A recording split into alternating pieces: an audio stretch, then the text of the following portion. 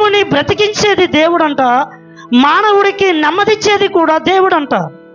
ఈ దేవుణ్ణి సేవించే విషయంలో ఎందుకు రోజు రోజుకి ప్రార్థించాలన్నా కూడా కష్టం, బైబిల్ చదవాలన్నా కూడా చాలా కష్టం.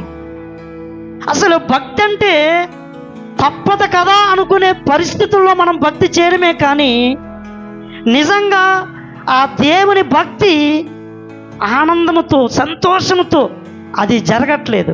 చూడండి, మనల్ని ప్రేమించే దేవుడు, ప్రాణం ఇచ్చిన దేవుడు, స్వస్థపరుస్తానని చెప్పిన దేవుడు, నెమ్మదిస్తానని చెప్పిన దేవుడు, నిత్య జీవాన్ని ఇస్తానని చెప్పిన దేవుని యొక్క భక్తి బరువుగా ఎందుకు ఉంటుంది, కష్టంగా ఎందుకు ఉంటుంది?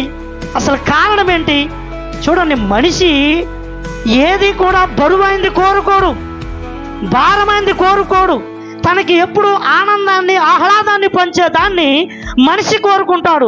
కానీ దేవుడు కూడా చెప్తున్నాడు, నేను నీకు ఆనందాన్ని, నీకు నెమ్మదిస్తాను అని చెప్తున్నటువంటి ఆయన్ని సేవించే విషయంలో ఎందుకు బరువుగా, భారంగా, కష్టంగా మారిపోతుంది? అసలు కారణం ఏంటి? ఎక్కడొచ్చింది ప్రాబ్లం? ఒక పదార్థం ఉందనుకోండి, ఉదాహరణకి టీ ఉందనుకుందాం. అది నోటికి తీపిగా ఉంటుంది, తాగిన తర్వాత మైండ్కి రిలీఫ్గా ఉంటుంది.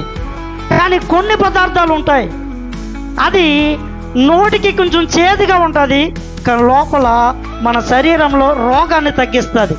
దేవుని యొక్క శక్తి, ఆయన యొక్క భక్తి మనకు ఎలా ఉంటుందంటే కొన్నిసార్లు నోటికి చేదుగా ఉన్నట్టు ఉంటుంది, కానీ గుర్తెరిగితే అది మనకు మేలుకరమైనదని భావించి మనం దానిని ఎంతో ఇష్టముతో స్వీకరించగలుగుతాం. చూడండి, అనారోగ్యం ఉన్నోడు, రే నువ్వు లేచి ట్యాబ్లెట్ వేసుకొని చెప్పవసరం లేదు, లేవగానే ట్యాబ్లెట్ తీసుకురండి అని ఎంతో ఇష్టంతో వేసుకుంటాడు. ఎందుకంటే అది చేదుగానే ఉంటుంది, కానీ దాని వలన కలిగే ఆ మేలేంటో తనకు తెలుసు కాబట్టి దాన్ని ఇష్టంతో వేసుకుంటూ ఉంటాడు.